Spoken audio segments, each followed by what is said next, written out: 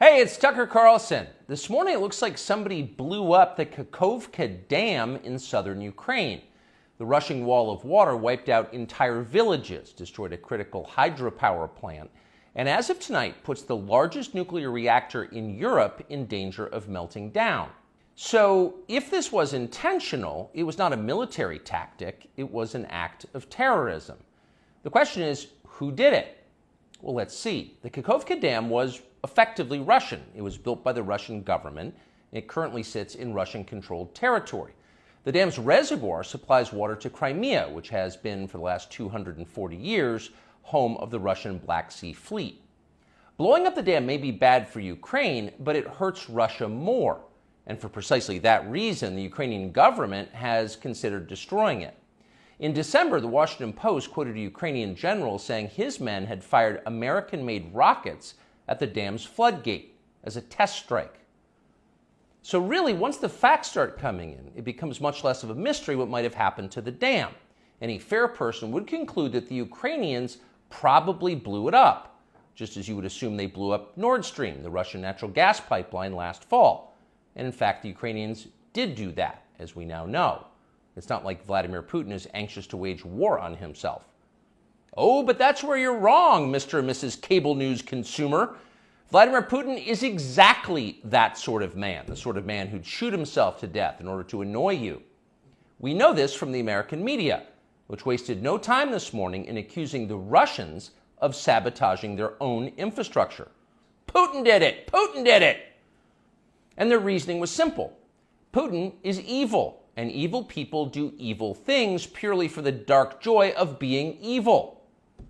In this specific case, Putin attacked himself, which is the most evil thing you can do, and therefore perfectly in character for a man that evil. That was their explanation.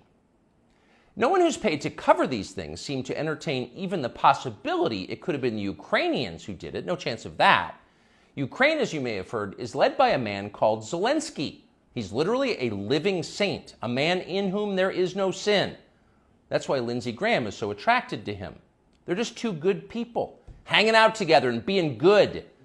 And like all good people, when they meet in person, they spend a lot of time talking about killing people and laughing like friends do. Here's the pair last week. Free or die. Free or die. Now you are free. Yes. And we will be. And the Russians are dying. It's the best money we've ever spent. Thank you so much. No, it's... The Russians are dying. It's the best money we've ever spent, Graham says. A smile spreads across his thin, quivering lips as he forms the words. He looks like a starving man contemplating a breakfast buffet. The aroma of death has aroused Lindsey Graham. Thanks so much, replies Zelensky. He feels the same way. See, there's nothing dark here. Just two middle-aged guys celebrating the killing of a population. They don't seem like the kind of people who'd enjoy flooding villages or starting a famine. And in any case, who cares if they are? It's really not your business. Your job is to support Ukraine.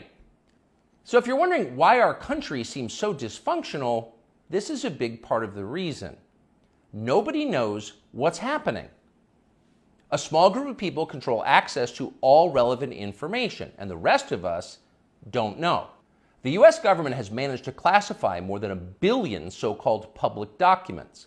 So at this point, we can't possibly know what our leaders are doing. We're not allowed to know. By definition, that is not a democracy. Stop asking how we got so rich. Here's another story about racism. Go eat each other. That's the program. That's how most of us now live here in the United States. Manipulated by lies, silenced by taboos.